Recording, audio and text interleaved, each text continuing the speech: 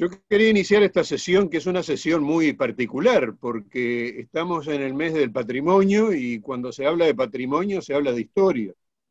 Y además es el patrimonio relativo a la atención de la salud, lo cual junta los dos elementos y enfoca hacia, por lo menos, varios de los protagonistas de esta sociedad. Yo no quisiera dejar a nadie, digamos, de lado, no quisiera omitir a nadie, pero tampoco quisiera dejar de mencionar el gran esfuerzo y la gran participación que han tenido varios integrantes de esta sociedad en colaboración con el Departamento de Historia de la Medicina, de la Facultad de Medicina, de la UDELAR, en la elaboración de los videos que se hicieron en conjunto entre la Facultad de Medicina y la Academia Nacional de Medicina, los videos que dieron a conocer elementos históricos de muchos de los hospitales de ACE, un programa filmado de muy buena calidad que fue emitido por TNU, la Televisión Nacional,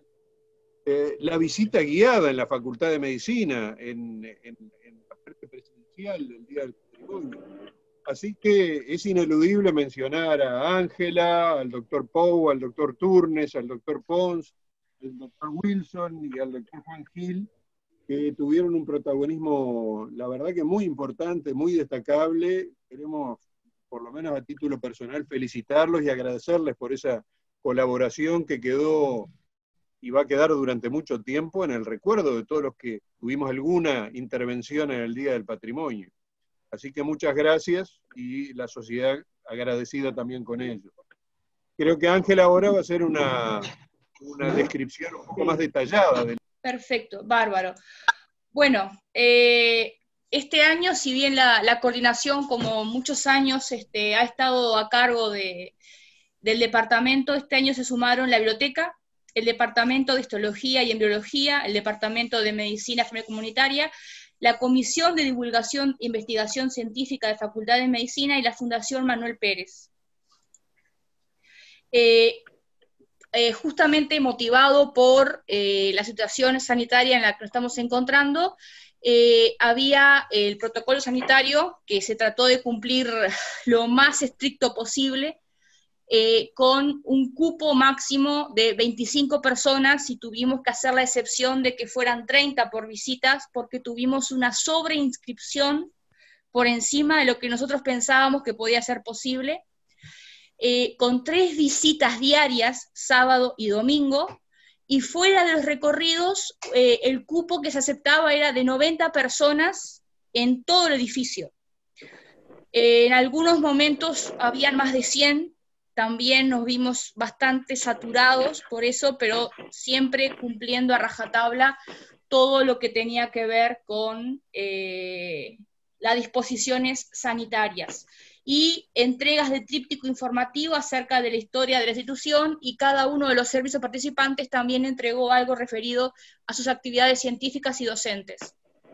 Algunas fotos que hacen alusión a la participación del departamento en los recorridos históricos que comenzaban en la explanada y seguían por el hall de planta baja, seguían por la sala del consejo, luego subíamos a planta alta, pudimos entrar a una de las salas de biblioteca, específicamente a Sala Latinas, y luego el mural de Quirón, que siempre causa mucha intriga porque es algo extraño, digamos, para el público que no lo conoce, y finalmente el anfiteatro de anatomía. Y esto es un poco el detalle de lo que se mostraba en planta, sobre todo relacionado con la parte de lo que se podía ver. Una selección de objetos, el álbum de Quintela, que es, digamos, como la joya que tiene el departamento, una central telefónica, que es lo que tenemos por acá, y electrocardiógrafo portátil, también, que fue una donación del Departamento de Fisiología hace muchos años al departamento. El Departamento de Medicina Familiar Comunitaria presentó un video y una serie de fotos haciendo referencia a las actividades, las UDAs del interior, con la frase: la crisis como oportunidad para fortalecer las estrategias de liderazgo y seguir promoviendo la salud integral. Y en el video se veían diferentes servicios del interior del país y cómo se daba esa interrelación entre paciente-médico. Esta es una escena, digamos, del video rodeada de los paneles fotográficos. La información histórica que fue muy básica porque nos pidieron también que redujéramos la cantidad de paneles justamente para evitar el amontonamiento de personas. La parte de investigación colaboró con 14 códigos QR que ya se les avisaba cuando se inscribían por mail en la respuesta donde se les adjudicaba el horario, que si querían podían descargar el app de lectura de código QR para poder participar de todo lo que era las líneas de investigación, y eso van a quedar en el piso durante 2 semanas más. En planta alta se logró hacer un rincón histórico semipermanente. Esta es una propuesta que el departamento hizo ya hace por lo menos 2 años, y por diferentes razones se nos negaba, y este año se pudo concretar.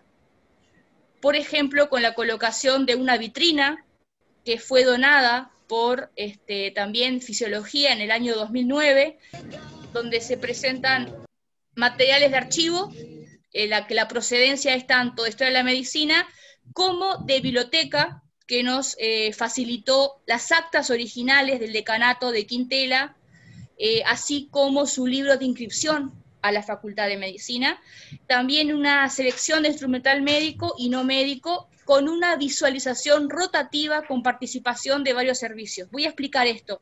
Logramos que la vitrina permanezca en el hall de planta alta a modo de experimentación por lo menos por 2 meses, con muestras que se van a ir cambiando. Por ahora quedó Quintela, porque es, digamos, el mes del patrimonio, pero la idea es a mediados de octubre cambiarla por otro tema, y ya hay 2 servicios que nos pidieron si nosotros les prestábamos la vitrina para que también ellos pudieran exponer documentos históricos referentes a diferentes propuestas que ellos nos van a acercar. Otra vista de la vitrina, que está rodeada por sillas y mesas de la sala de lectura externa que tiene la facultad ahora, y los banners que también colaboró el departamento de biblioteca. Sé que Juan también estuvo vinculado con esto, y el préstamo de mobiliario original de la biblioteca con 2 mesas originales de la sala de lectura, y el departamento aportó las sillas que teníamos originales de esa época. La Fundación Manuel Pérez se emitió en el Salón de Actos el contenido por la página web de la Fundación, el acto de entrega a los premios a proyectos de investigación del COVID, y se promocionó el proyecto de recuperación del Salón de Actos, más entrega de folletos referentes a los trabajos que hace la Fundación específicamente en el área de investigación. Esto era lo que tenía más o menos para compartir con ustedes de las actividades que el departamento llevó a cabo.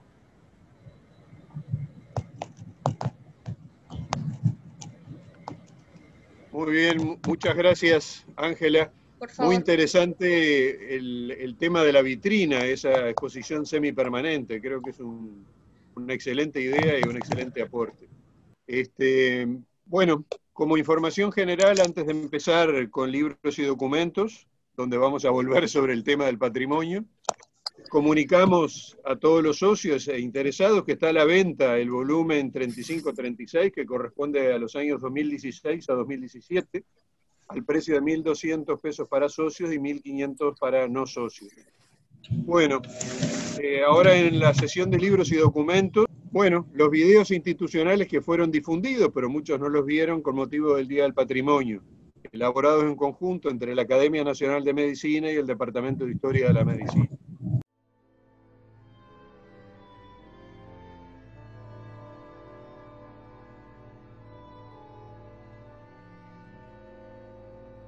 El inicio del siglo XX vio surgir a las primeras mujeres en medicina, pero antes, muchas otras, aún más silenciosas y anónimas, velaban por la salud de la población. Esas manos solidarias, empáticas y con vocación por ayudar al prójimo son las manos de enfermeras y parteras, cuya labor también ha construido el devenir de la medicina nacional.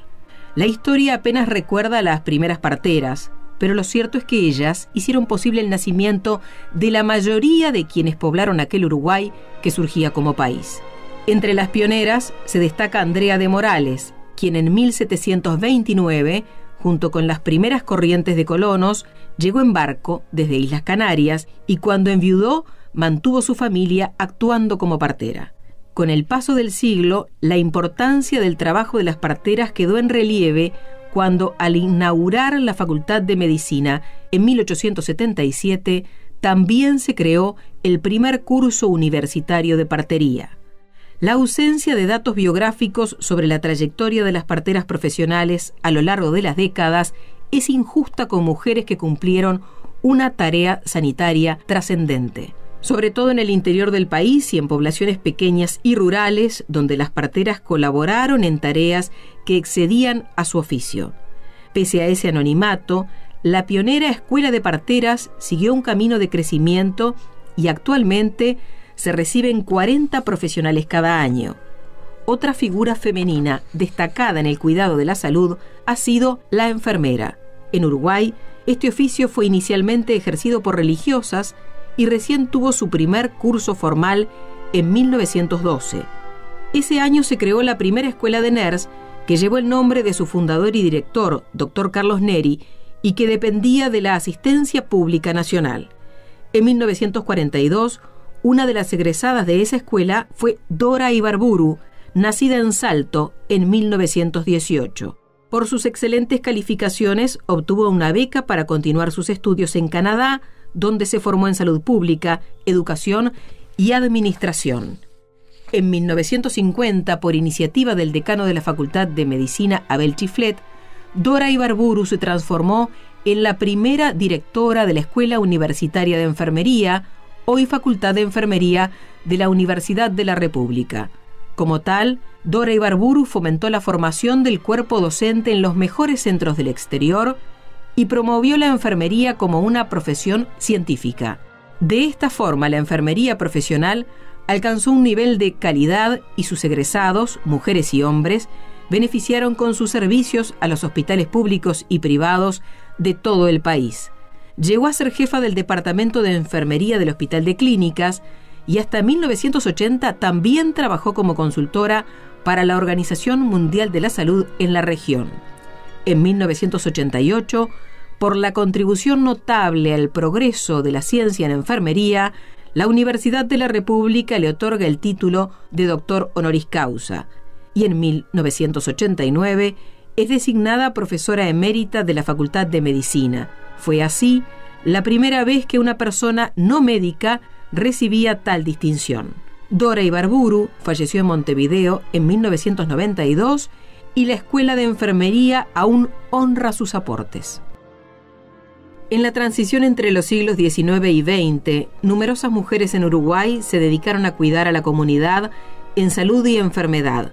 En su trabajo, silencioso y poco reconocido, las pioneras médicas, enfermeras y parteras dedicaron su vida al servicio de todos.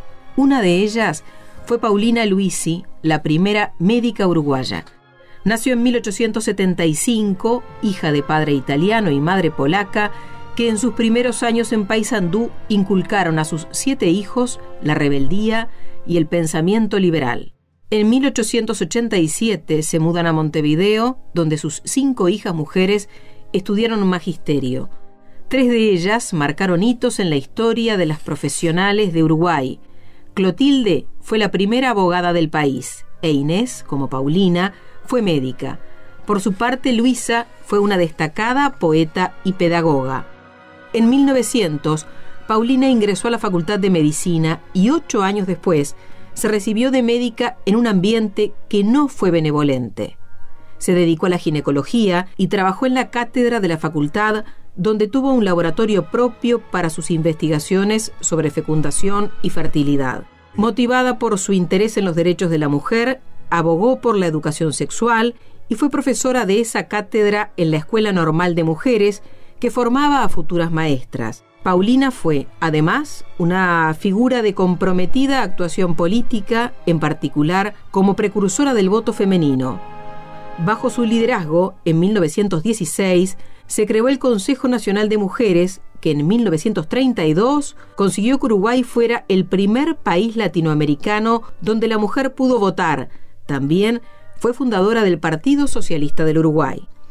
Un rasgo destacable de Paulina Luisi fue su proyección internacional.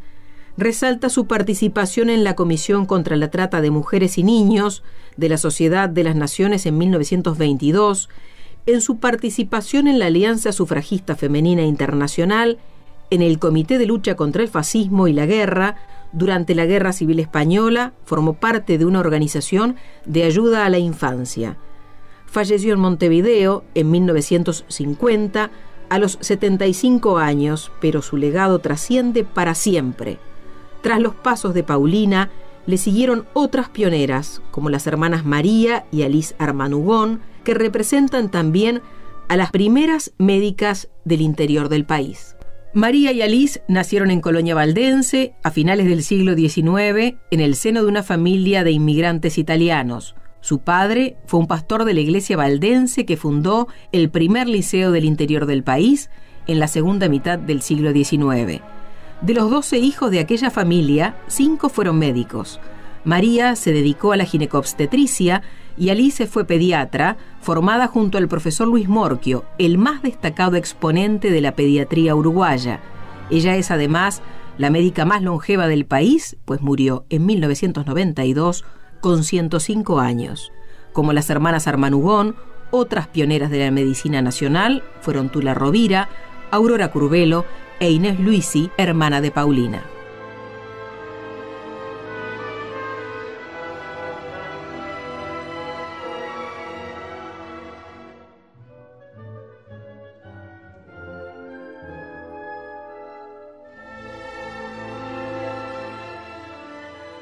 Gracias, Ángela.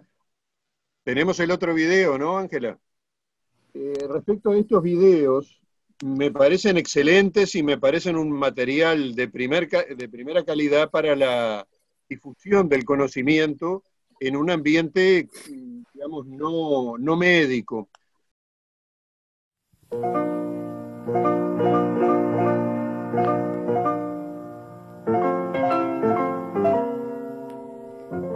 Cuando Uruguay se asomaba al siglo XX, el hijo de un inmigrante portugués, cuya familia había llegado a América con unas monedas de oro como su único tesoro, iba a marcar la historia nacional como una figura de la medicina, pero sobre todo como un hacedor. Manuel Quintela hoy es un nombre que se asocia con el Hospital de Clínicas, pero fue sobre todo un creador de espacios y proyectos que permanecen. Nacido en 1865, Quintela creció en la estancia El Avestruz, en el departamento de 33, y allí vivió hasta que murió su padre. Con 16 años, junto a su madre y sus 7 hermanos, se mudó entonces a Montevideo, donde se educó en el Colegio Pío y más tarde en la Sociedad Universitaria, una institución secundaria y preparatoria gratuita fundada por jóvenes idealistas. Motivado por el ambiente intelectual de esa sociedad, ingresó a Facultad de Medicina y ya entonces marcó su primer mojón. Quintela fue el primer otorrino-laringólogo de Uruguay, formado en Francia, cuando la especialidad recién nacía en el mundo. De regreso a Uruguay, en 1891 ejerció la especialidad y en 1894 fue convocado por el viejo Hospital de Caridad para iniciar una policlínica. Allí, en 1900, ganó por concurso el cargo de primer profesor de otorrinolaringología, cargo que ocupó hasta su muerte. A la práctica de la medicina la combinó con otras 3 grandes pasiones: la política, los animales y las actividades lúdicas. En la política incursionó desde su juventud en el Partido Nacional, cuando participó como practicante en la Revolución del Quebracho en 1887 y como médico en la Revolución de 1897, encabezada por Aparicio Saravia. En 1898 fue electo diputado por 33 y formó parte de la Cámara de Representantes hasta 1902. En 1904 integró el directorio del Partido Nacional. Sobre su pasión por los animales, en tanto, se destaca su interés por la cría de caballos en un aras que instaló a orillas del arroyo Pando. Fue además fundador y presidente del Jockey Club y gran aficionado al turf, por lo que un gran premio lleva su nombre. En esos años, mientras se casaba con María Luisa Castro Caravia y tenía a sus 5 hijos, Quintela concretaba cada una de sus ideas. Presidió la Asociación Rural del Uruguay y también la Sociedad Colombófila, dedicada a la cría de las palomas mensajeras, con las que también se realizaban campeonatos y competencias de velocidad. Fue uno de los médicos fundadores del balneario Atlántida, donde aún existe su Casa Azul como su distintivo en ese lugar. Presidió la Sociedad de Amigos de la Educación Popular, fundó en 1918 la Sociedad de Otorrinolaringología del Uruguay, que presidió hasta su fallecimiento, y fue fundador en 1920 del Sindicato Médico del Uruguay, pero fue en 1909 cuando empezó a gestar su gran legado en el campo de la medicina. Ese año, Quintela fue electo decano de la Facultad de Medicina, que pronto dejaría un edificio en la Ciudad Vieja para mudarse a la sede que ocupa hoy. Como decano ejerció durante 2 periodos, el primero hasta 1915 y el segundo entre 1921 y 1927. En el primero, obtuvo y organizó los fondos para terminar el edificio de la facultad, inaugurado en 1911.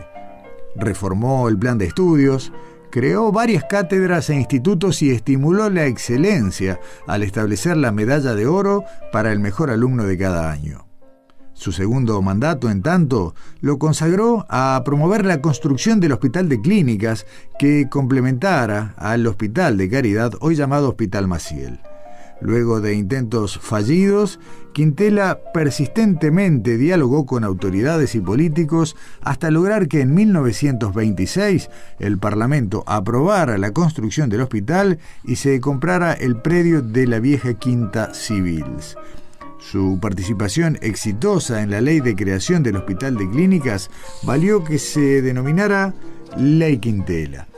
En 1927, la facultad le encomendó recorrer Europa y Estados Unidos para ver los más modernos hospitales que sirvieran de modelo para el proyecto.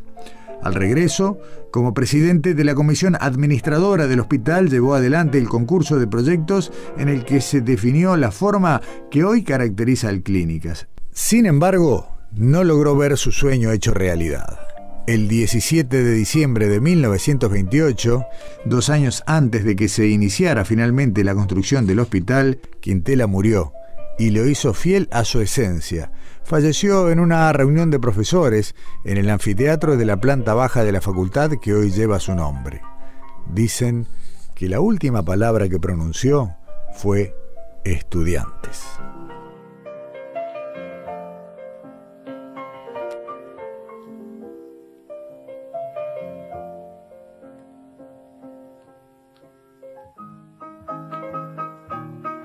Muchas gracias, Ángela.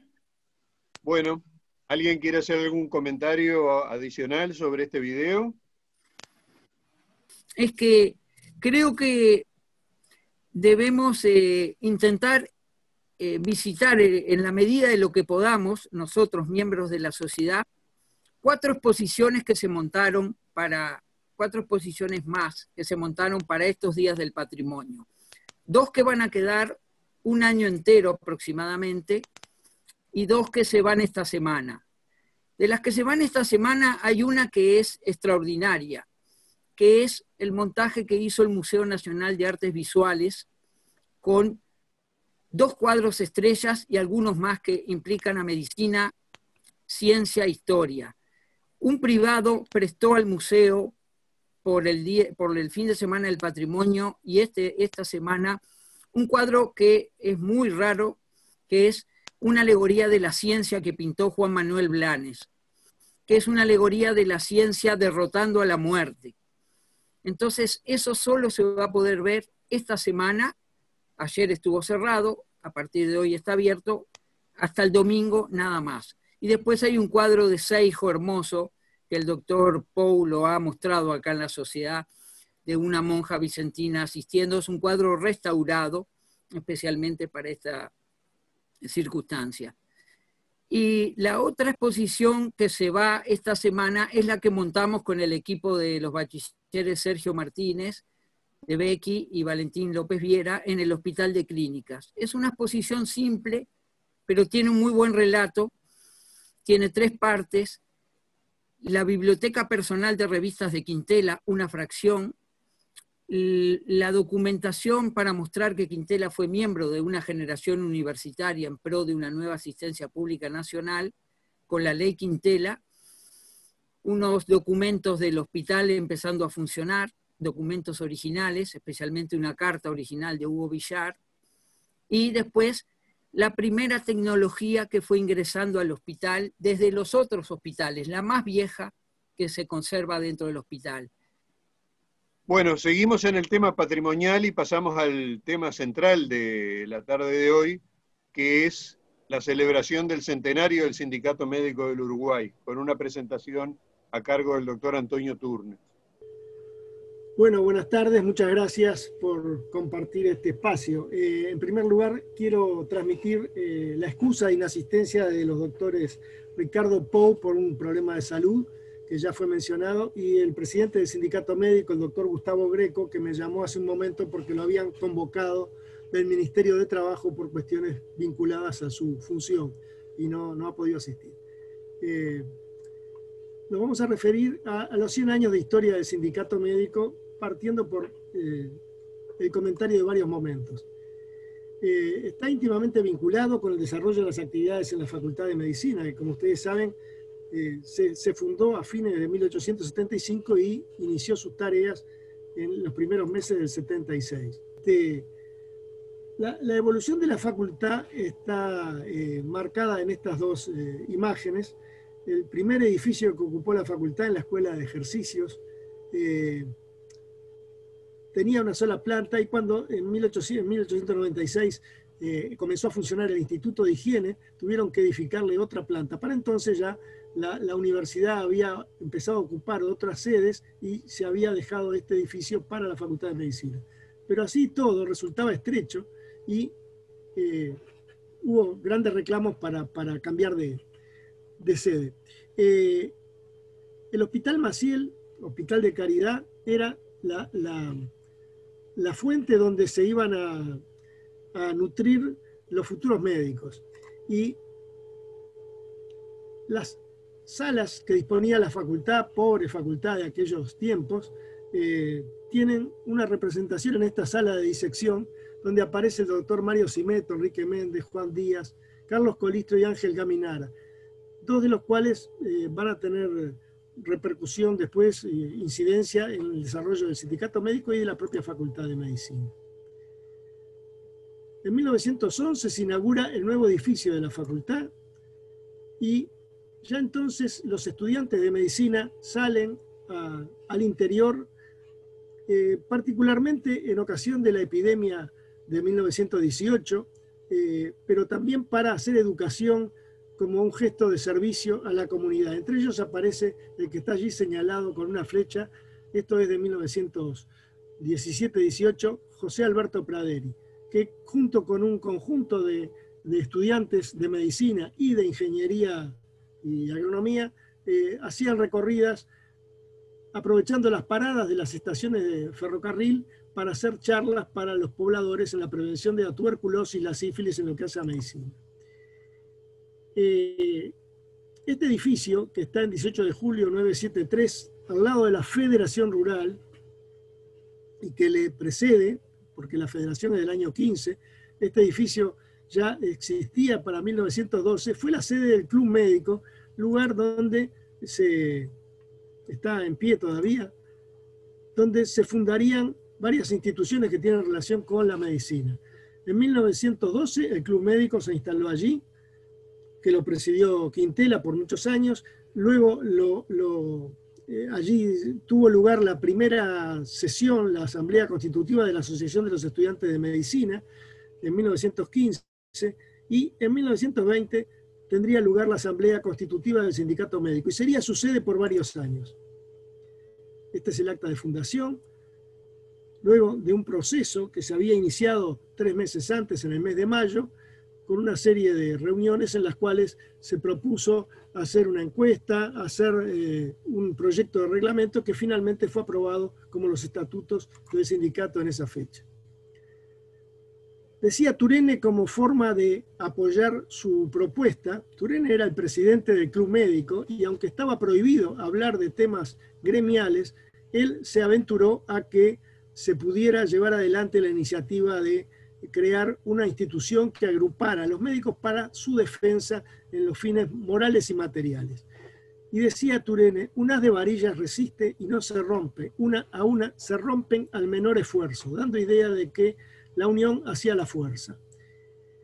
Los fines del sindicato médico, plasmados en aquellos estatutos de 1920, se perpetúan hasta hoy prácticamente en los mismos términos y fundamentalmente se refieren a la defensa de los intereses morales y materiales de la profesión, a la defensa de la ética médica, a la formación científico-técnica de sus integrantes, a la protección social del socio y de su familia, a la organización racional de la mutualidad, a formar un acervo patrimonial para el cumplimiento de sus fines institucionales y a fomentar los vínculos sociales, culturales, etc., entre otros fines.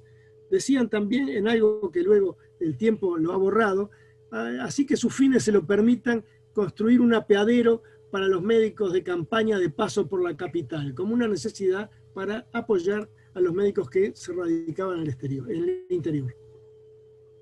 La primera agrupación que existió en el sindicato médico tomó por nombre la del doctor Pedro Vizca, que había sido maestro de los principales fundadores y que había fallecido, como ustedes saben, en el año 1912.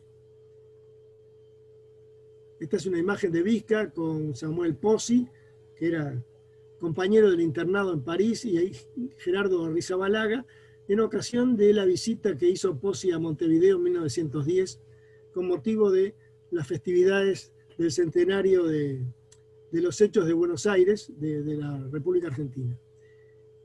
Esta es la tumba de Pedro Vizca en el hospital central, en el cementerio central, y a ella recurrieron varias veces a hacerle homenajes a aquellos que fueron fundadores del sindicato y que perpetuaban la memoria de Vizca de una manera muy afectuosa.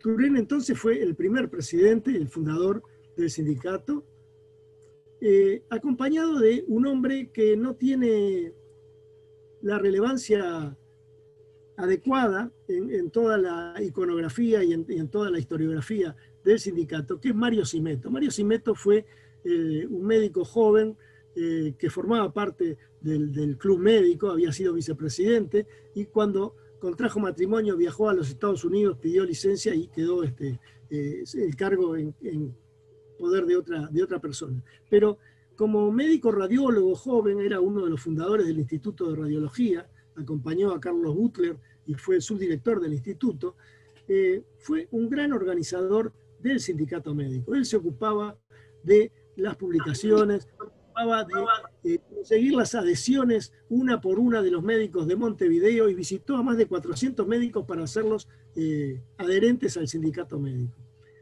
No solo hacía las publicaciones, sino que además corregía las pruebas de la imprenta, las llevaba a la imprenta, las llevaba al correo y pegaba las estampillas. O sea, era un hombre completo. Lamentablemente falleció en 1930 cerca de Balneario Solís en un accidente de automóvil.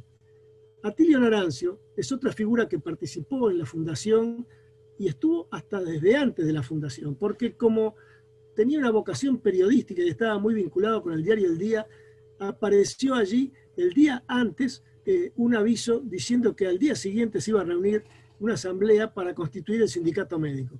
Pero Atilio Narancio fue además un animador de las publicaciones, un articulista corriente del boletín del sindicato médico y un apoyo desde la prensa de las actividades de los profesionales médicos.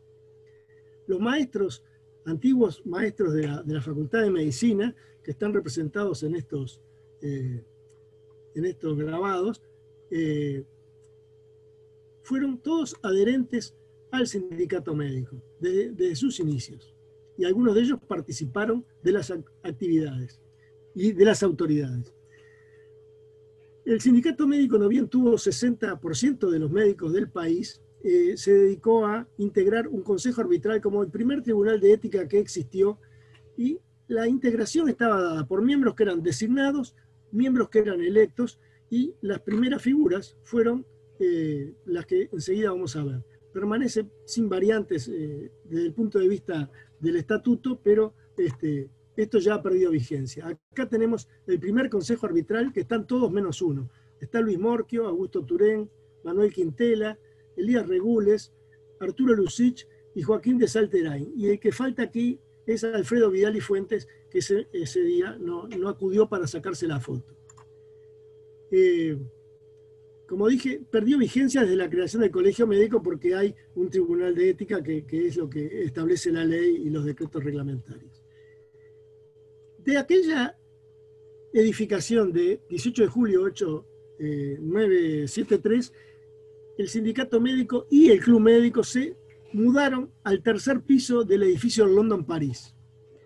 Y allí desarrollaron una actividad que ya habían iniciado en el lugar anterior, con un gimnasio, una sala de esgrima, sala de baños, sala para conferencias y además algunas cuestiones para entretenimiento de los concurrentes, como una pianola, un billar, etc.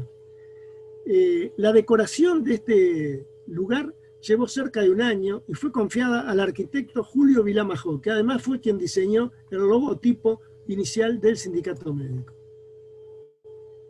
En 1921, en un ciclo de conferencias que duraría varios años, Joaquín de Salterain pronunció una conferencia promoviendo la creación del Ministerio de Salud Pública.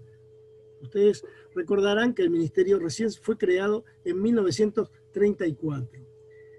Y en el año 24, Manuel Quintela pronunció otra conferencia promoviendo su idea de llevar adelante el Hospital Clínico, un documento que se conserva en la Biblioteca Nacional y que vale la pena releer porque da con lujo de detalles los fundamentos que ya Quintela esbozaba mucho antes de hacer su viaje por Europa. En el periodo del 20 al 30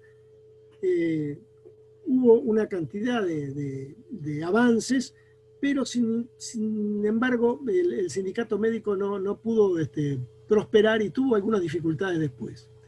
Pero me interesa señalar por qué se lo denominó sindicato médico, que es algo que defendió Turén contra otras propuestas de asociación o de otras formas que no lo vincularan con la palabra sindicato. Él decía que sindicato venía del griego, sin significa con y dique justicia, o sea que era un reclamo de actuar con justicia.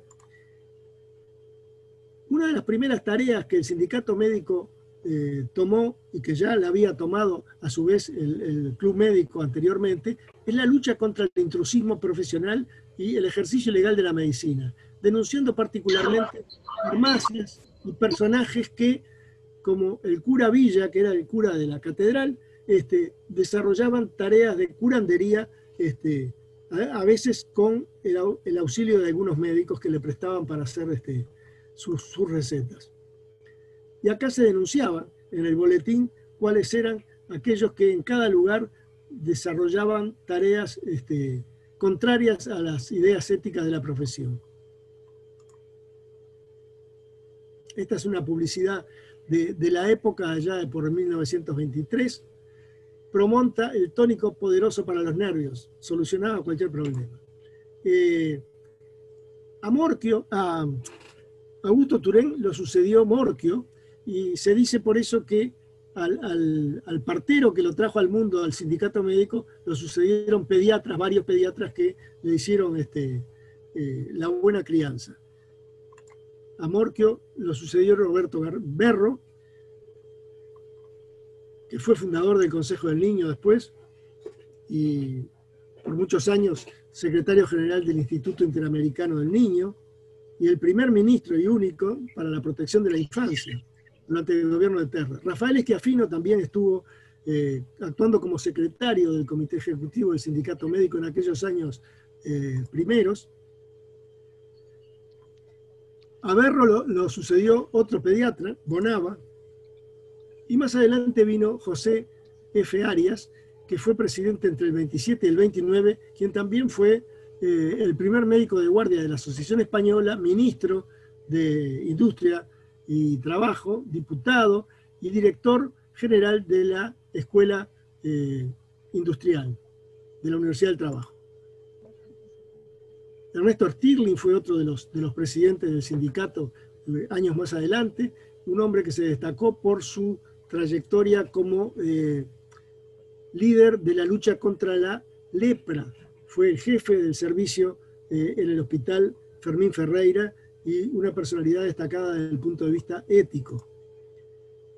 Arturo Lucich, médico que había compartido con Alfonso Lamas la brigada de sanidad del ejército nacionalista en la Revolución del 4 y que asistió a Aparicio Saravia en su muerte, también formó parte de los cuadros del sindicato médico y hasta su edad avanzada participó de las actividades.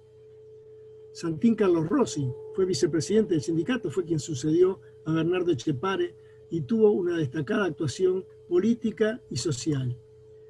Eduardo Blanco Acevedo, que luego se desvincularía del sindicato y sería hostil al sindicato, sin embargo estuvo entre los fundadores y participó durante cierto tiempo de las actividades sindicales.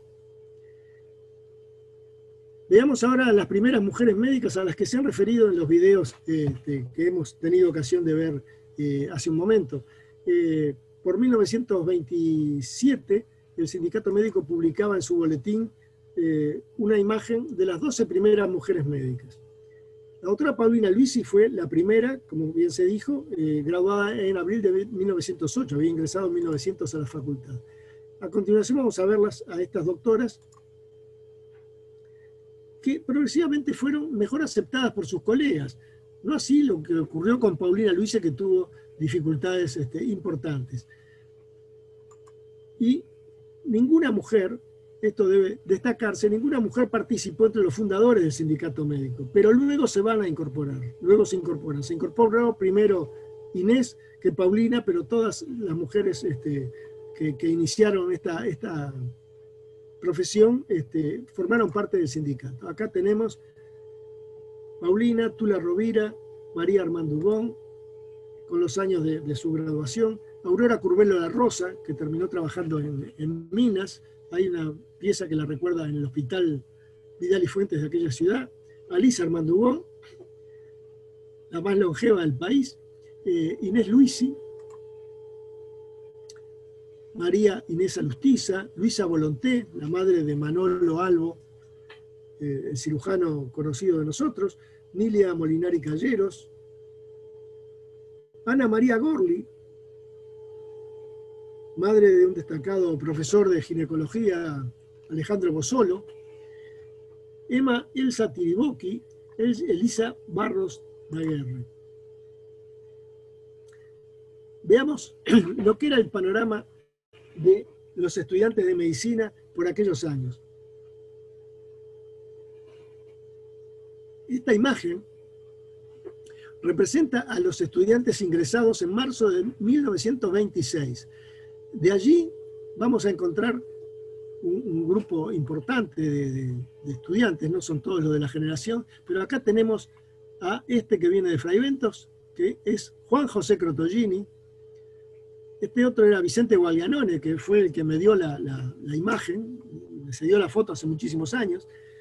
Acá está el joven Héctor Ardao Jaureguito, que venía de Barriga Negra, de La Valleja. Y acá está el joven Manuel Ambrosoni, que sería luego también presidente del sindicato médico. Entre ellos debe estar Mario Casinoni y otros, está Federico Salveraglio y otros que no los pude ubicar. En 1930 pasa algo que produce una crisis y un cambio en el sindicato médico. Se produce el despido del doctor Pablo Florencio Carlevaro, el padre del que fue decano, de la Asociación Fraternidad, por una circunstancia que los directivos de la sociedad habían determinado que los choferes fueran encargados de controlar lo que hacían los médicos cuando se bajaban a hacer los llamados. Don Pablo Carlevaro, que era un señor muy respetable, se opuso a esa circunstancia, protestó y fue despedido. Pero el sindicato médico no actuó en ese momento por problemas vinculados a la pesada estructura directiva que tenía, y la defensa de don Pablo Carlevaro la asumió la joven Asociación de los Estudiantes de Medicina. Y el fracaso del sindicato médico, por su organización pesada e ineficaz, tenía una comisión directiva como de 30 miembros y no lograban nunca quórum para reunirse, por lo cual no se pudo despachar y eso quedó en falta. Y entonces surge una nueva estructura fundada en un comité ejecutivo de 13 miembros con 10 médicos y 3 estudiantes. Los estudiantes ya formaban desde el año 26 parte, pero en forma honoraria de la actividad del sindicato. Se podían afiliar, pero no estaban integrados al comité ejecutivo. Ahora lo integran y desde 1933, y especialmente desde el 34, se producirán una serie de cambios en cascada. ¿Quién fue el que encabezó esa modificación de estructuras y que encabezó el nuevo comité ejecutivo para darle otra dinámica al sindicato médico? José Alberto Praderi. José Alberto Praderi, a quien posiblemente muchos de ustedes hayan conocido, fue un destacado pediatra, presidente de la Sociedad de Pediatría, fue presidente del Instituto del Consejo del Niño y tuvo un servicio en el Hospital Pedro Vizca. Y además dirigió la Oficina Universitaria de Salud en el Hospital de Clínicas. Como decía Turén, aquello del haz de varillas que resiste y no se rompe, decía Praderi en el año 30, ese primer periodo, refiriéndose al anterior a él, no fue tan atractivo porque había cierta frialdad, que alguien señaló como despreocupación por los intereses comunes. O sea, la prescindencia de intervenir en cosas críticas fue lo que llevó a la modificación de la estructura. Entonces van a surgir a partir de este momento una serie de lo que se llamó organismos adscriptos, o sea, entidades que dependiendo del sindicato médico, creadas por el sindicato médico, iban a prestar determinado tipo de servicios. El primero fue un servicio de urgencia que funcionó desde agosto de 1934, por el término de un año, cuando la sede del sindicato médico ya estaba en la calle Andes, a la vuelta del Jockey Club, donde luego hubo un sport para recibir apuestas para el turf.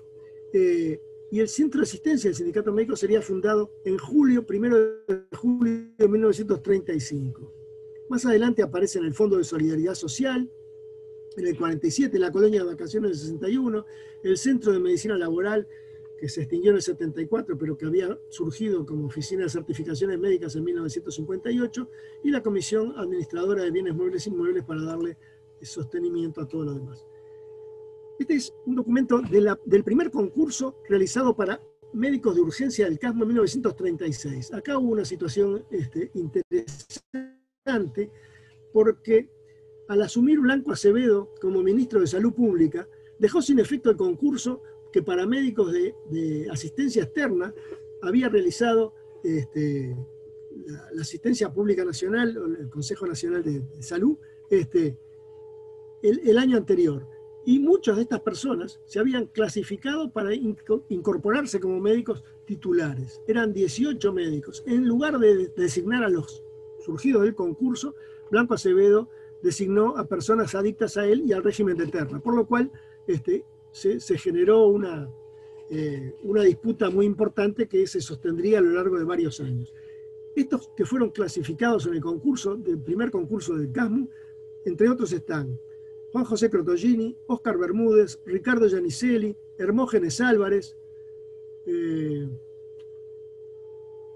Eugenio Isasi y Hamlet Suárez. Está también el médico de Carmelo, que fue presidente del Congreso Uruguayo de Cirugía muchos años después. Y este era el tribunal que juzgó a esos concursantes. Acá está don Pablo Carlevaro, Julio García Otero, Carlos Vicente Stallano, y este es Elías Regules, hijo. Surgió por 1935 la editorial científica, que dio lugar a una cantidad de publicaciones que serían libros de referencia no solo en el país, sino también en la región de lengua española.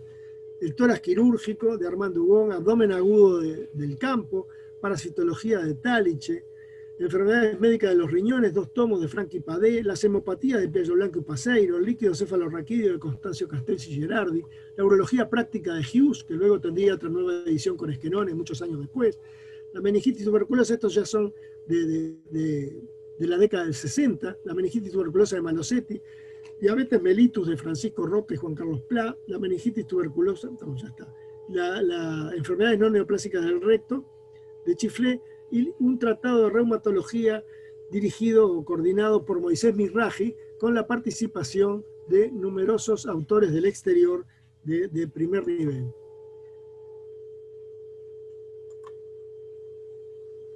También se organizaba por la división científica reuniones para actualización de temas que importaban mucho a los médicos jóvenes. Acá tenemos, lleno hasta la escalera, acá tenemos al doctor Felipe Gallone, uno de los médicos que tendría después otro papel fundamental en el sindicato médico, en la directiva, escuchando una conferencia del doctor Pedro Barcia, el profesor Barcia, que estaba hablando sobre Ulcus Goenal en esa reunión científica, y se promovieron múltiples reuniones, de las cuales se hacían también números de la revista para difundir los nuevos conocimientos. Esto pasó durante cerca de 20 años.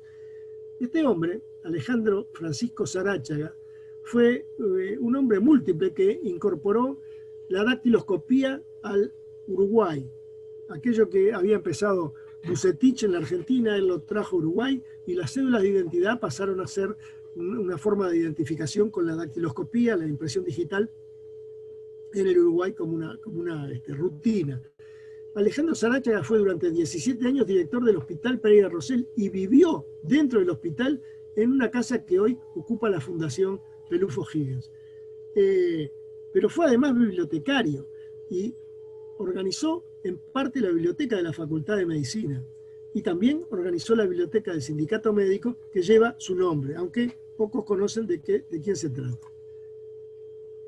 Este hombre trajo una cantidad de elementos. La biblioteca al principio era una biblioteca con apartados y tesis, y luego trajo la Enciclopedia Médico-Quirúrgica francesa, en la cual estudiaban aquellos que iban a dar el concurso de profesores agregados. Varios de los profesores agregados venían a estudiar a la biblioteca del Sindicato Médico. Hubo una generación que se dedicó a construir el Palacio Sindical. El Sindicato Médico tenía sedes alquiladas y tuvo 5 sedes alquiladas antes de pasar al Palacio Sindical, que era la construcción que se hizo en Colonia y Arenal Grande, habiendo adquirido 2 solares. Uno lo adquirió el Sindicato Médico y otro lo adquirió el Centro de Asistencia para construir su futuro sanatorio. Y allí hubo un planteo iniciado en el año 38, liderado por Fosalva, que fue uno de los que participó de toda esta cadena de cambios, y expuso su proyecto para financiar esa construcción en 15 a 20 años. Por supuesto, la Asamblea en el año 41 aprobó que se hiciera en el mayor plazo. Se construyó entre el año 51 y 54, la piedra fundamental se había puesto el 25 de agosto de 1950, siendo el primer edificio propio con el que contaba la institución, que se llamó Palacio Sindical, y como luego murió Fosalva, le pusieron el nombre de Fosalva. Albergó un moderno sanatorio de líneas audaces para su época e incorporó 2 plantas para el Sindicato Médico. Esta es una imagen de Fosalva, que murió a los 39 años siendo profesor agregado de neurología.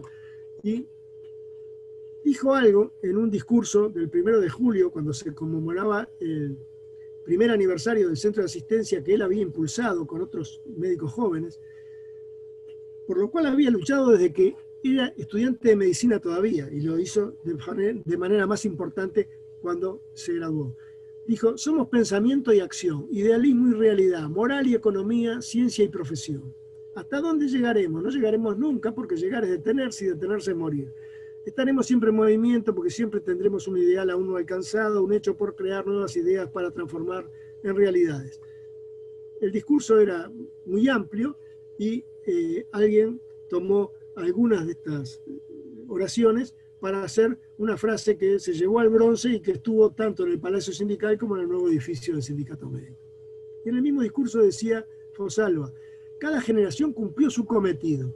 Los que nos precedieron nos entregaron una casa sólida, moral y materialmente considerada. La nuestra trajo la inquietud insaciable de crear y hacer. Del cumplimiento de estos dos cometidos ha surgido la bella realidad que hoy palpita vigorosa entre nosotros. Con Fosalva participó de esa empresa Mario Casinoni, que había sido el interno cuando Fosalva era el jefe de clínica en el Instituto de Neurología. Y Casinoni, aunque no tuvo cargos directivos en el sindicato médico, integró el comité ejecutivo ya desde la época de estudiante. Sobre la trayectoria, sobre la actividad de Carlos María Fosalva, destacó Juan Edmundo Miller, que fue el primer administrador del CASMU, un hombre que se dedicó a la actividad de radiodifusión y tuvo la audición que se llamaba la audición de la juventud agraria. Dijo de Fosalva, y se hizo el gusto produciendo el milagro con su poderoso magnetismo de atracción, porque logró unir al libre pensador Elías Regules, se trata de Elías Regules hijo, Molins, con el católico militante Julio César García Otero, el valdense metodista Víctor Armand Dugón, al ortodoxo Pablo Carlevaro, al ballista Julio César Estrella y a muchos otros, para no decir a todos los médicos de tendencias distintas, de corrientes diversas que, sin abdicar de sus convicciones, abrazaron la idea de la cooperativa. Porque el CASMU tuvo la forma jurídica de cooperativa de producción sanitaria, pero cuando se creó el CASMU no existía ley de mutualismo y no había ninguna forma que la regulara y la comprendiera. Esta es la colocación de la piedra fundamental, donde se puede ver claramente a Ricardo Giannicelli, Alberto Brille y algunas otras figuras por allá, está Omar Rodríguez.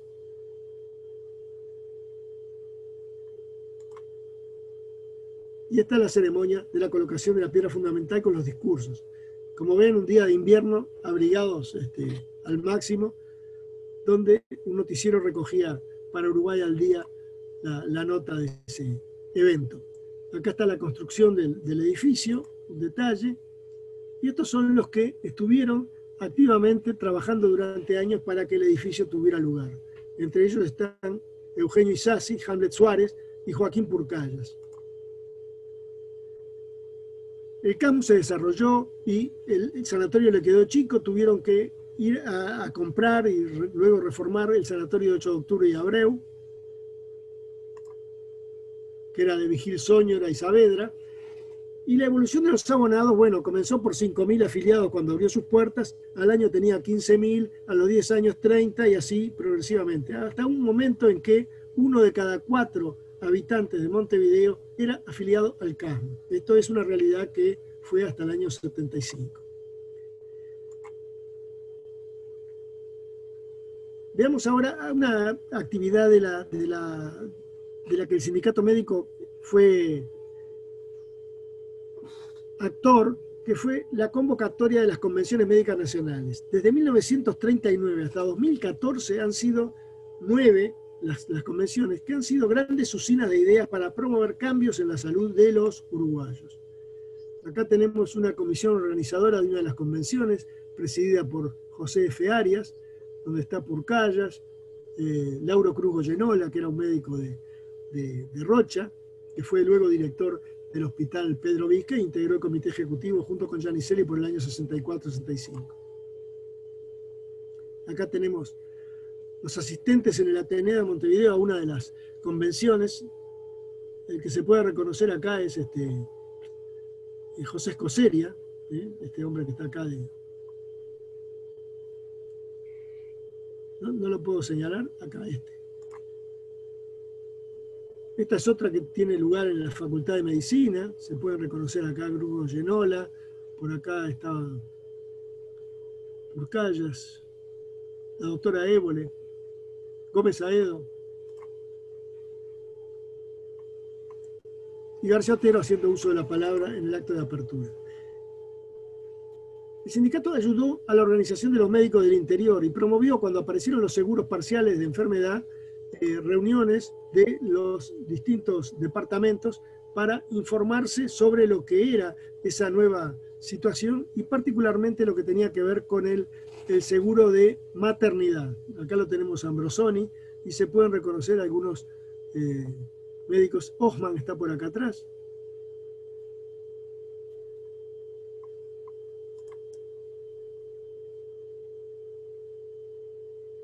Acá lo tenemos otra vez a Isaac Osman.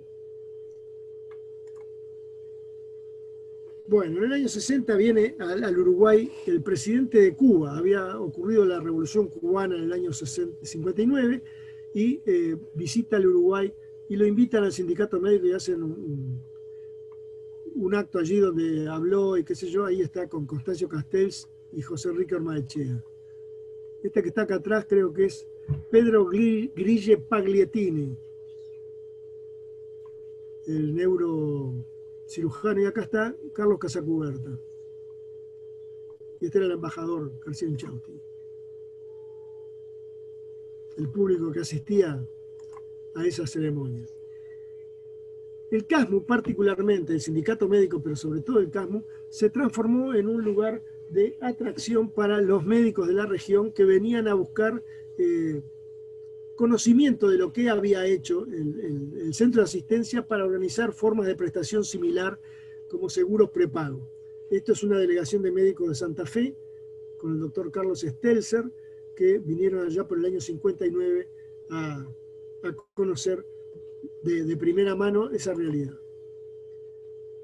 Esta es la primera directiva del Fondo de Solidaridad Social, que estuvo estable durante muchos años, presidida por Ciro Pelufo, el ex profesor de bacteriología y virología, Ricardo Giannicelli, Aaron Novinsky, y este que era el técnico en cálculo actuarial, Erico Morin, que era discípulo de Einstein. Y este era el secretario de comisiones, Rodolfo Santo, que durante muchos años acompañó a José F. Arias en la dirección de la Universidad del Trabajo como secretario general.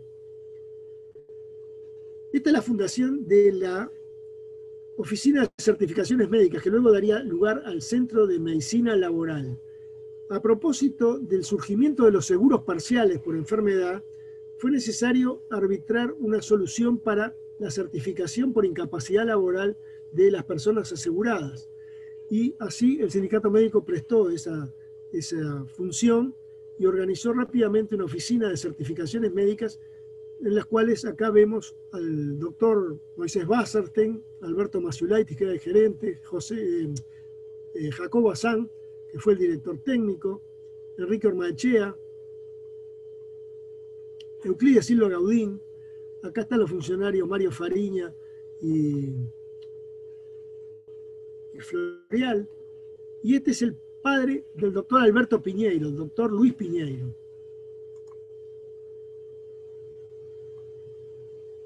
En las festividades que regularmente se organizaban para conmemorar el Día Internacional del Médico, en diciembre de cada año, se hacían homenajes a distintas personalidades. Acá, cuando era presidente Constancio Castells, homenajearon a Héctor Homero Muñoz, José Alberto Pradere y Julio Nini Silva. Acá lo tenemos junto a José Enrique Ormaechea, que era el secretario general permanente. Y en otra ocasión homenajean a las mujeres médicas y particularmente le están haciendo entrega una distinción a la doctora Perla Temesio, una de las fundadoras de la diabetología en Uruguay, discípula de Josling. Y acá el otro que está fue también presidente muchos años después, José Pedro Saralegui Buela, el endocrinólogo. Y acá tenemos la guardia vieja del sindicato médico, con Abel Chiflé, que fue presidente, Conrado Pelfort, Julio García Otero, Carlos Estallano, por acá atrás está Giannicelli con su moñita, Héctor Homero Muñoz, y este hombre que es el abogado Raúl Betgen, que acompañó durante muchos años, particularmente desde la creación del sindicato, del centro de asistencia, acompañó la actividad hasta su muerte. Una de las tantas reuniones científicas que se organizaron, reunió acá a todos los ginecólogos más destacados del momento. Acá tenemos a Hugo Sacchi, Ciro Juan-Andreu Balba, Hermógenes Álvarez, Juan José Crotogini, Manuel Rodríguez López y Pedro Tos. Y acá, mirando el estrado, está Jorge Dillero. En esta imagen podemos ver al doctor Milton Ricci Castro, recientemente desaparecido, en una ceremonia del Día del Médico donde lo distinguieron a él como el elegido para hablar en nombre de la generación. El que está haciendo uso de la palabra es el doctor Juan Carlos Lorenzo. Y acá están Suárez Meléndez, Casinoni, Crotogini, Octavio Caravanzola del Colegio Médico y Constancio Castells. Desde luego el sindicato médico participó en toda la epopeya de la reivindicación del Hospital de Clínicas para la Universidad de la República.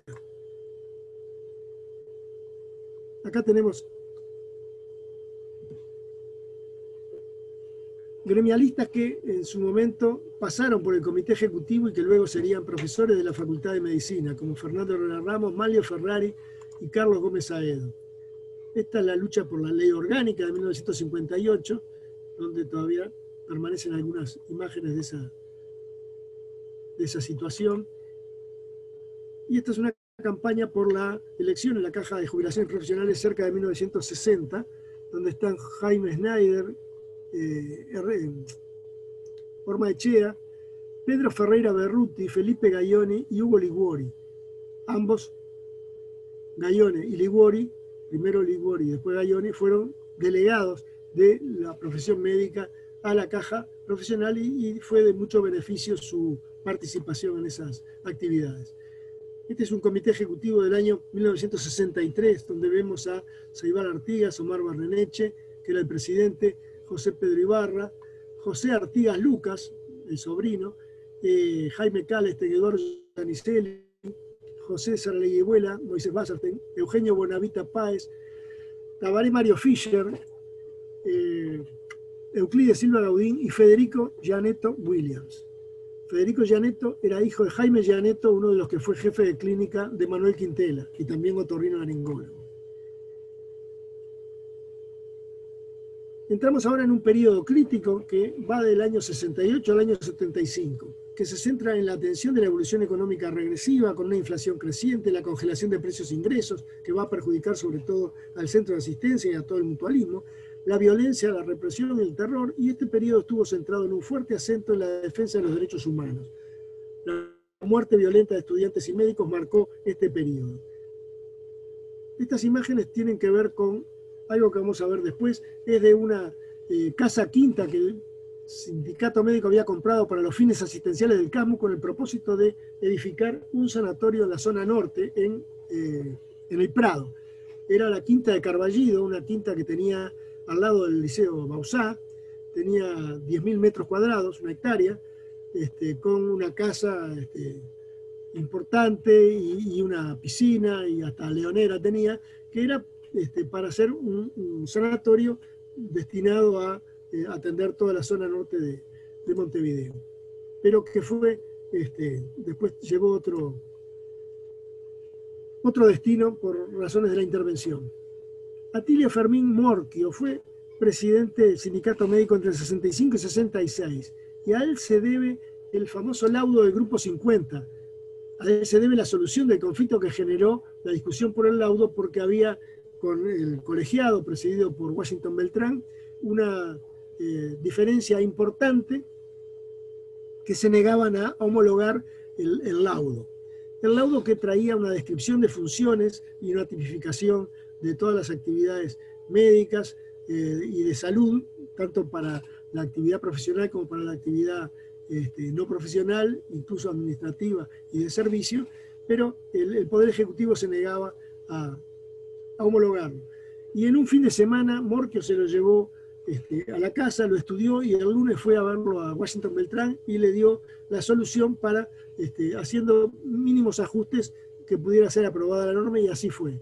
Y se transformó en un experto en el tema, que luego de la intervención, a la vuelta a la democracia, sería convocar nuevamente para introducir a los nuevos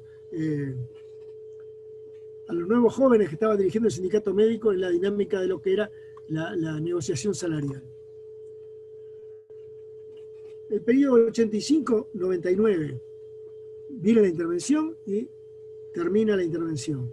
Se reinstalan las autoridades legítimas el 28 de enero de 1985, se realizan elecciones en mayo del 85 con una alta participación, se designan directores por concurso, se restablecen las publicaciones gremiales, todas estas que están mencionadas allí. Se reabren los registros del CAMU como un reclamo de los médicos jóvenes. En 1986, produciendo un ingreso masivo de médicos jóvenes, ingresaron cerca de 1.400 médicos, lo que se interrumpe en 1989. De esos quedaron aproximadamente la mitad. Se continuarán las obras del Policlínico 8 de octubre, que había empezado la intervención, que comenzará a funcionar al final de la década, y se reincorporan médicos y funcionarios que habían sido destituidos. En 1988 el Sindicato Médico adquiere una nueva sede en la calle Boulevard Artigas, y se inicia la primera etapa de las obras que culminarán en agosto del 90 con la inauguración del Salón de Actos. Se transfiere al CASMO el inmueble del segundo piso del Palacio Sindical y se generan recursos para terminar la obra de la segunda etapa, que fue la terminación de la sede, finalizando la mudanza en mayo del 93. Ese periodo, 90-99, fue signado por grandes transformaciones en el ámbito del trabajo médico. Hubo un plebiscito por el pago por acto médico en noviembre del 92, otro plebiscito por la regulación del ingreso a la Facultad de Medicina, que finalmente no prosperó, aunque se haya aprobado el plebiscito, en el año 95, y también la aprobación por plebiscito del Código de Ética Médica, que funcionó desde 1995 hasta que entró a funcionar el Colegio Médico con su propio código. En materia de relaciones internacionales, el Sindicato Médico participó de la Asociación Médica Mundial desde el año 59, se retiró en el 85 por constatar que la actuación de la Asociación Médica Mundial no había estado acorde a la situación y había reconocido la intervención como que fuera el representante natural de los médicos uruguayos, y se reincorporó en 1995. Recibió a la Asociación Médica Mundial en Montevideo en dos reuniones del Consejo, una en el 69 y otra en el 98, y a la Asamblea Médica Mundial en el año 2011. Estuvo representado en el Consejo por diversos periodos por el doctor Omar Barreneche, que fue presidente del Comité de Ética de la Asociación Médica Mundial entre el 67 y el 73, y por el doctor Valentín Cuesta entre el 97 y el 99, y también luego por el doctor Alarico Rodríguez en adelante. Aquí tenemos algunas imágenes de esas actividades internacionales. Acá está Constancio Castells y Federico Gianetto saludando al presidente de la India en 1962 en Nueva Delhi. Acá los tenemos en la Asamblea Médica Mundial de Nueva York en 63. No, la anterior era de la India también. Esta es de 63 en Nueva York con el doctor Ezequiel Núñez Martínez, que era un médico citólogo y hematólogo del Hospital Pasteur. Acá tenemos la Asamblea Médica Mundial en 1965 en Londres, en la Asociación Médica Británica, donde concurrió ya Barreneche. Y esta es la reunión del Consejo de la Asociación Médica Mundial en Montevideo en febrero de 1969. Acá hay algunos de los uruguayos, la ofrenda floral Artigas. Con respecto a la Confederación Médica Panamericana, el sindicato integraba desde 1946, desde su fundación, hasta que se desintegró forzadamente en el año 73, y fue sede del 8º Congreso Médico Social Panamericano y de la primera Asamblea General Extraordinaria y la 7ª Ordinaria en marzo y abril del 64. La sede de la Asociación de la Confederación Médica Panamericana estaba en Cuba como sede permanente, pero la situación política de la región hizo que se definiera quitar la sede permanente de Cuba y hacerla rotatoria, de modo que la sede vino al Uruguay y Constancio Castells fue el presidente electo. Pero esta es una foto del año 59, cuando visitó Uruguay el presidente de entonces de la Confederación Médica Panamericana, cuando recién ingresaba el Sindicato Médico a la Asociación Médica Mundial, que es Salvador Allende, el que luego fue presidente de Chile. Acá tenemos a Ibarra, José Pedro Severino, Ormaechea, Crugo Genola, Atilio Trenqui, Omar Ruizliar, y este creo que es Abraham Tugelman, que está de espalda. Esta es una imagen del Congreso Médico Social del año 64, donde vemos a Euclides Silva, César Aguirre, León Leiner, Ricardo Caritá, Hugo Villar, joven, y Saralegui Huela por allá atrás. En ocasión de ese mismo Congreso, una entrevista en el Ministerio de Salud Pública de las autoridades del Congreso con el doctor Angulo López de Venezuela, junto con Aparicio Méndez, que era el ministro de la época que participó de la actividad. Como dije, entre el 64 y el 71, la sede de la Confederación Médica Panamericana estuvo radicada en Uruguay. Y cuando terminó ese periodo, hubo que entregar la sede al Colegio Médico de Chile, que había sido electo el año anterior en una asamblea médica en La Paz, Bolivia, y allí se concurrió para hacer la gestión con las autoridades Colegio Médico de Chile, el doctor Emilio Villarroel y Mario Lagos Hernández, que era presidente y secretario, y tuvieron la deferencia de organizar una entrevista con el doctor Salvador Allende, que ocupaba la presidencia en el Palacio de la Moneda. Para ver que no todas las cosas fueron malas todo el tiempo, acá tenemos una convocatoria para una mesa redonda entre el Sindicato Médico y la Sociedad de Anestesiología, que es del año 70, sobre la asistencia al parto en nuestro medio. Eran otros tiempos. Relaciones internacionales, bueno, ya se comentó esto. Ingresó en el año 97, nace la Confederación Médica Latinoamericana y del Caribe, con objetivos similares a los de la anterior Confederación Médica Panamericana, que el Sindicato Médico integra desde entonces, participando de sus actividades. Y luego se integra, ya por el año 2005-2006, al FIEM, que es el Foro Iberoamericano de Entidades Médicas, que fue liderado por España y que tuvo actividades en las dos orillas del Atlántico. Acá tenemos una imagen del Comité Ejecutivo de junio de 1970, cuando el Sindicato Médico estaba cumpliendo 50 años, celebración que no pudo realizar porque en ese momento el sindicato cumplía el 11 de agosto de 1970, y el día 10 de agosto encontraron el cadáver de Anthony Mitrione, que había sido ejecutado por los tupamaros. Bueno, acá tenemos a Jorge Dillero, Julio Ripa, Omar Barreneche, Tabaré González, Aquiles Delfino. Yo no lo puedo ver, pero acá este joven que está a la derecha, de lentes y de equipo blanco, es el doctor Luis Carriquiri, Luis Felipe Algorta, Víctor Steiger, Bermúdez, Washington Bermúdez, Rubén Gari, Martín Wolf, Hugo Di Barbure, este es Omar Rovira, un abogado que trabajaba con el Comité Ejecutivo y el que habla. En el 74 comienza la edición de la Revista Médica del Uruguay, como una forma de mantener viva la llama de la actividad universitaria, ya que la propia universidad estaba intervenida y no se podía realizar ese intercambio. La revista permanece hasta hoy, es una revista indexada.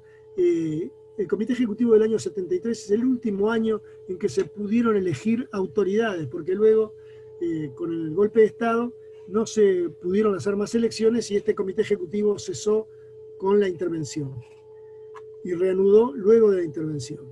Acá tenemos a Manuel Liberov, desaparecido en Buenos Aires en el año 76, Tabaré González, Orlando Pereira, José Pedro Cirilo, Hugo Delgado Pereira, Yamandúsica Blanco, Jorge Nimibó, Barret Díaz, Liber Mandresi, Hugo Amengual Dupetit,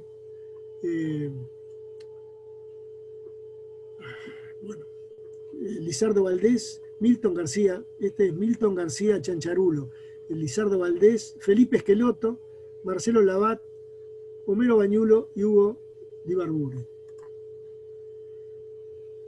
La intervención del sindicato médico prácticamente llevó cerca de 10 años, del 31 de octubre del 75 hasta el 28 de enero del 85, en que una asamblea reasumió la conducción de la institución.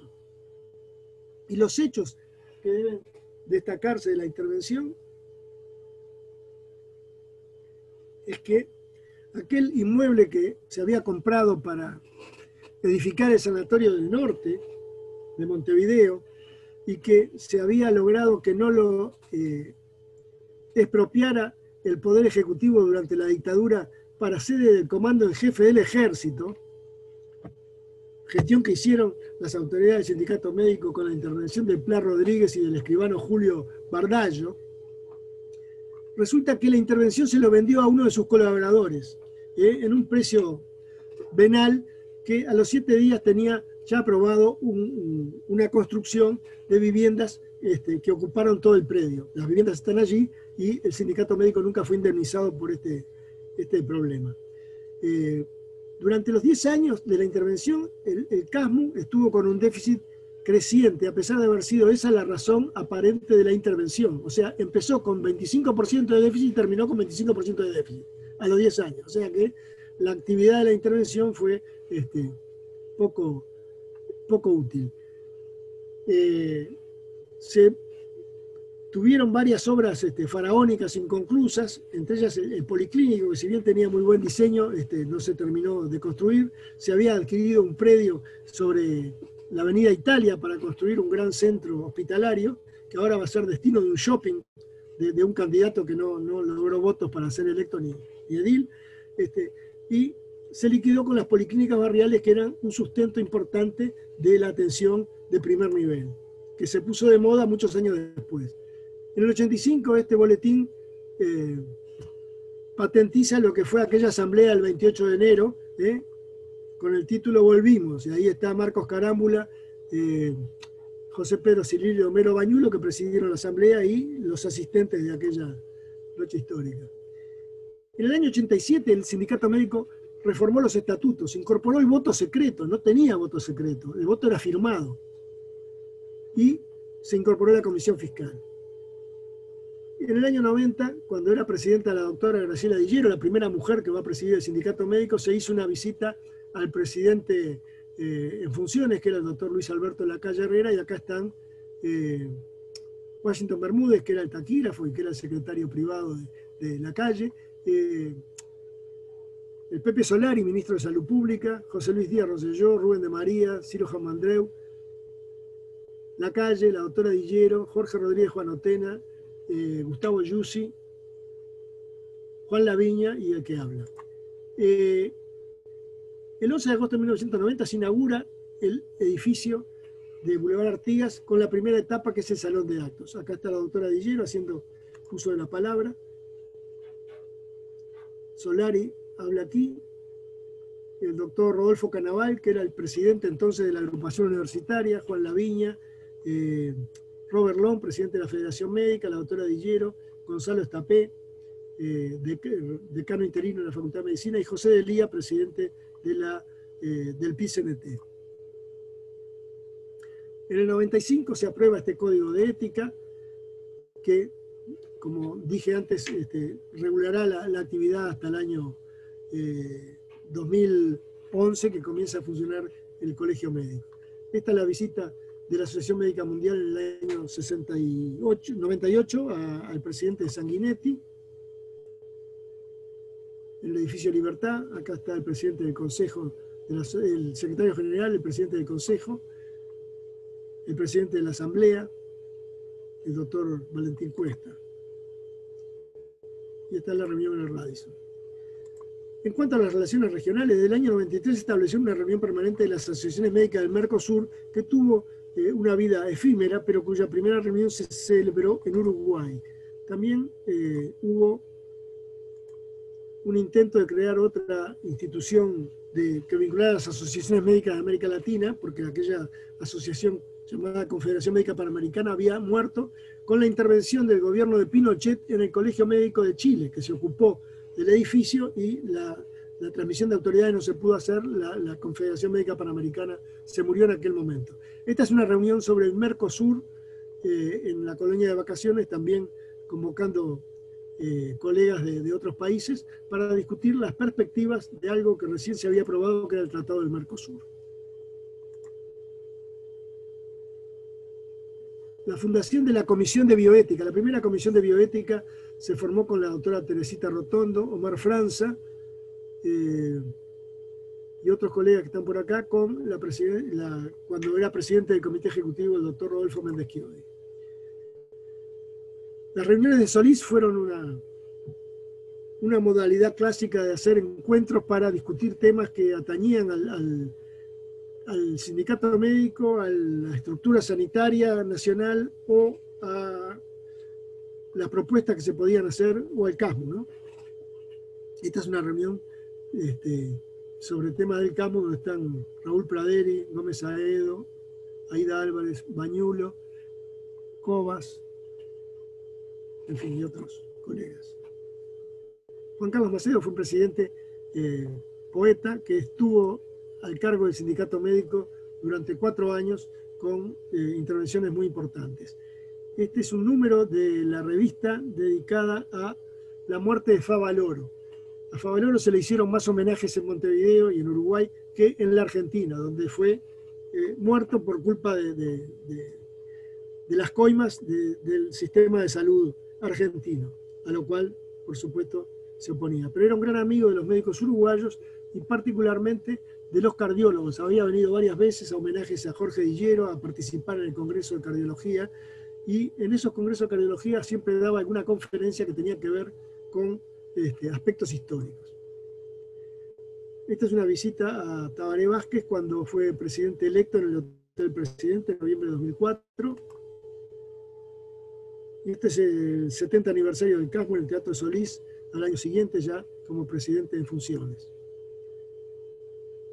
Varias veces recibió a las autoridades del sindicato médico, últimamente al presidente Gustavo Greco.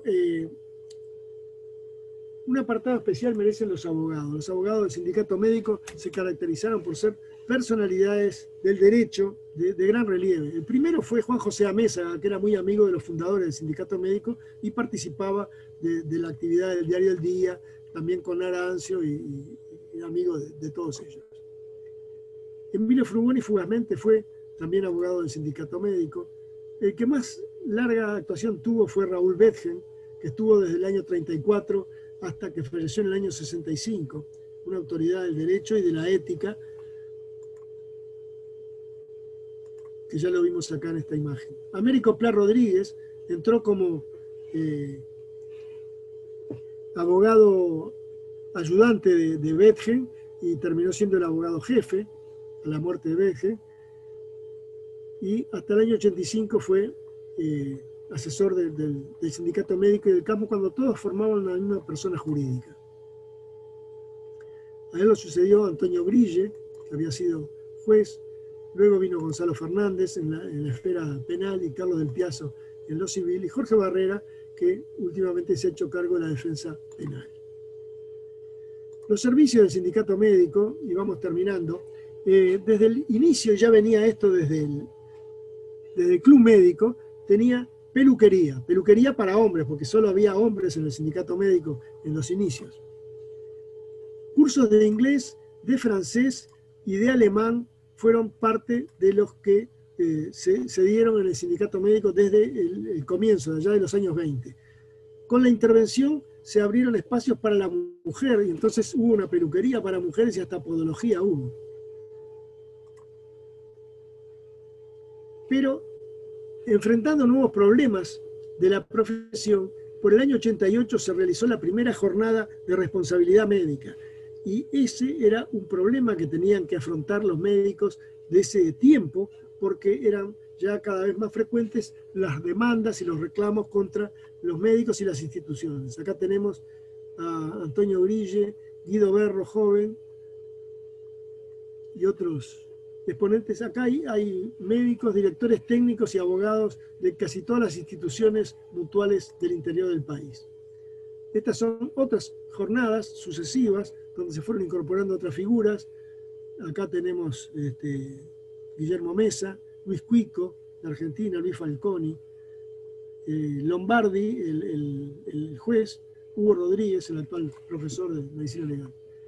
Jornadas se realizaron más de 5, yo conseguí solamente esta imagen, pero hubo alguna otra más, y como parte de esas consecuencias de la jornada de responsabilidad, se vio que una de las soluciones era contratar un seguro sobre responsabilidad civil para los médicos. Y así se vinculó el sindicato médico con el Banco de Seguros del Estado, haciendo un seguro de responsabilidad civil en el cual el sindicato era el asegurado y daba contratos de adhesión a los médicos que así lo requerían, porque cada vez fue más dramática la situación de los reclamos contra los médicos. Pero andando el tiempo se comprobó de que la solución del Banco de Seguros del Estado no era buena porque rechazaba asuntos, hacía largas esperas y inconvenientes de todo tipo, y una asamblea de médicos y odontólogos resolvió que querían salir del Banco de Seguros. Y eso se concretó a partir del año 2005 con la creación del SAIP, que fue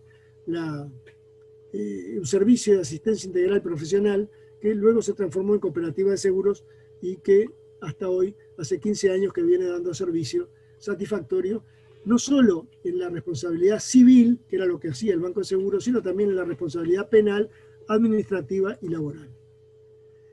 En materia de comunicaciones, el sindicato médico desde el Vamos se preocupó de que los médicos tuvieran buenas comunicaciones y que tuvieran tarifas preferenciales con las centrales telefónicas de aquella época, desde el año 20.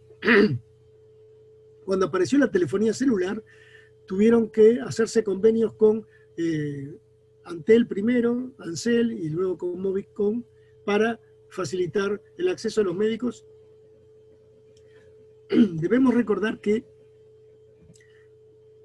cuando fue director de la UTE, que en aquella época eran las usinas y teléfonos del Estado, el doctor Felipe Gallone, que era uno de los jóvenes que se habían incorporado al sindicato médico ya por el año 34, fue director de AUTE y logró que los traslados y las instalaciones de teléfonos para los médicos se hicieran en 24 horas, cuando todo esto requería trámites largos y había que andar con tarjeta de recomendación de algún político para conseguir una línea, porque le decían siempre que no había borne. Bien. Con respecto a la caja de profesionales universitarios, fue una inquietud del sindicato médico desde los primeros años de su fundación. Y ya por el año 62 publicaba unos cuadernos llamados cuadernos sociales con la explicación de lo que era la ley de jubilaciones y en qué afectaba a los médicos y cómo tenían que activarse para tener vinculación. La matrícula para médicos en Montevideo, cosa que era corriente en el interior, todas las intendencias lo tenían, pero Montevideo siempre había sido rechazada, se pudo conseguir a partir de la instalación del cepo, o sea, del estacionamiento tarifado, para evitar que los médicos los enceparan porque tenían cuestiones de servicio que atender. También se hicieron convenios con las emergencias para la atención de los médicos y las familias. De esta clínica de García Otero salió este secretario permanente que está por acá, que es José Enrique Ormaechea, pero los secretarios permanentes fueron Juan Carlos Shaurich, Juan Carlos Ranquín. Shaurich fue luego secretario privado de Luis Valle Berres cuando era presidente del presidente de la República, sucediendo a Berreta.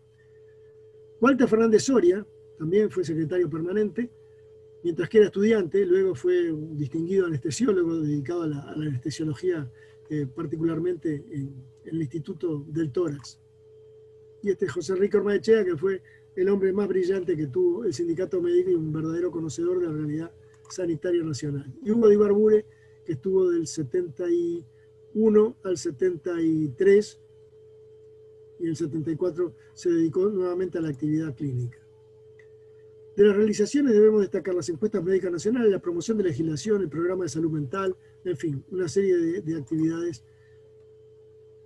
Y acá tenemos algunos de los que fueron actores en la promoción de algo que desde el inicio se había reclamado, que era la sanción de una ley de seguro nacional de salud, que recién por el año 2007 se pudo lograr. Esto es una celebración en el Teatro Solís. Acá tenemos a la doctora Perla Remedio, que fue la primera mujer presidenta del CASMU. El arte estuvo vinculado al sindicato médico y bueno, la separación del CASMU se produjo en la persona jurídica en 2009 a propósito de una crisis económica muy importante y se debió separar la persona jurídica del sindicato médico y la del centro de asistencia, transformándose así en CASMU y AMPP, que es lo que existe hasta hoy. Hubo un cambio de logotipo, aquel que había creado Vilamajó con alguna modificación, se transformó ahora para los 100 años en este otro. Y en resumen lo que podemos decir es que del sindicato médico en estos 100 años han salido ministros de salud pública y de otras ramas, legisladores, intendentes, profesores de la Facultad de Medicina, decanos, rectores, y sobre todo propuestas para mejorar las condiciones de salud de la población, contribuyendo al sostenimiento de la ética profesional y construyendo realidad universitaria y profesional. Es todo, disculpen la extensión, les agradezco mucho. Gracias, Antonio. Extraordinario, una enorme cantidad de información y de imágenes que a todos nos han ilustrado. Muchas de esas imágenes yo en lo particular jamás las había visto y realmente es una gran satisfacción haber podido presenciar esta presentación tan completa. Tenemos unos minutos para aquellos que quieran intervenir, hacer algún comentario, difícilmente algún aporte. Sí, doctor Gil. Juan. Una de las comisiones de cultura del del sindicato médico fue integrada por miembros de la Sociedad Uruguaya de Historia de la Medicina. Fue un momento más o menos fugaz. Creo que la presidencia del sindicato la tuvo Méndez Chiodi y lo invitaron al profesor Mañé a presidirla. De alguna manera, tal vez lo más emblemático que salió de esa Comisión de Cultura fue el homenaje a Augusto Turén, que fue un acto muy lindo, un acto muy preparado, con mucho estudio, donde participamos varios, el doctor Pou, Mañé, Crotogini estaba muy pleno y muy contento con ese homenaje. Lo que quiero es decir que escuchamos una comunicación de un protagonista de muchísimos años de la vida del sindicato médico, en esa actitud que lo vimos en la mayoría de las fotos que él está, que se pone en segunda línea, siendo un hombre joven que estaba mentalmente, espiritualmente comprometido en primera línea con el sindicato médico, pero nos hizo un paseo por la historia de la medicina, del asociacionismo médico del Uruguay, que también todos lo pudimos ir relacionando con la medicina nacional, desde los 20 hasta ayer. Entonces creo que es una experiencia única, que esta comunicación la haya hecho, la haya podido hacer Antonio Turnes, con la trayectoria que él tuvo en el sindicato médico y la trayectoria que tiene entre nosotros. Creo que es un privilegio extraordinario de este grupo, y el día que nos reunimos en la Comisión Nacional de Patrimonio, preparando el Día del Patrimonio, y nos vimos con el doctor Gustavo Greco, le volví a decir una idea que arrastro hace muchos años, que la fotografía que mostró Antonio del inicio del sindicato médico debería convertirse en un gran cuadro con todos esos protagonistas, e incluir a Alfredo Vidal y Fuentes, que fue el sanitarista máximo que tuvo el Uruguay por aquellos años, para dejar un legado de arte a una institución que es emblemática del país. Gracias. Muchas gracias, Juan. Muy compartible lo que decías, especialmente del presentador. No sé si el doctor Crestanelo anda por ahí, porque ahora estaría habilitado para hablar, pero no lo veo in situ. ¿Alguien más quiere hacer algún comentario entre tanto? Sí, Alba Pérez, adelante. El micrófono. Ahí está. Simplemente felicitar a Antonio por la brillante exposición que nos ha brindado. Un compañero que conozco desde 1960, cuando ingresamos a la facultad conjuntamente, así que compañero de la vida, hermano de la vida, diría yo. Así que felicitarlo por la brillante exposición que nos brindó, como nos tiene acostumbrados, por otra parte. Gracias, Antonio. Muchas gracias. Hemos recibido un chat de Nedi Varela, que dice que en nombre de la Sociedad Uruguaya de Médicos Escritorios, SUMES, felicita a la Sociedad de Historia de la Medicina por la excelente presentación. Destaco la fuerza y pujanza de todos los que hicieron posible la presencia del Sindicato Médico del Uruguay. Felicitaciones al doctor Antonio Turnes por su exposición. Gracias, doctora Varela. ¿Alguien más? Simplemente felicitaciones a todos, y muchas gracias por esta correctísima reunión, y realmente un aprendizaje que siempre lo vamos a recordar y que nos sirva para siempre, ¿no? Para transmitirlo inclusive a los demás. Muchas gracias. Gracias, doctor Torco. ¿No podés, Pancho? Bueno, yo también lo felicito a Antonio. Fue extraordinaria la presentación, realmente, algo increíble. Un recuerdo invalorable. Bueno, muchas gracias. Gracias. Antonio, ¿querés hacer un cierre? Ya estaríamos en hora. Solamente agradecer la atención de todos ustedes y la paciencia para tolerar toda esta sarta de imágenes. Bueno, un afectuoso saludo para todos y el reconocimiento por habernos acompañado. Bueno, muchas gracias. Gracias al doctor Antonio y a todos. Muchas gracias. Buenas tardes para todos y nos vemos en la próxima sesión el mes que viene. Adiós. Muchas gracias. Que pasen bien.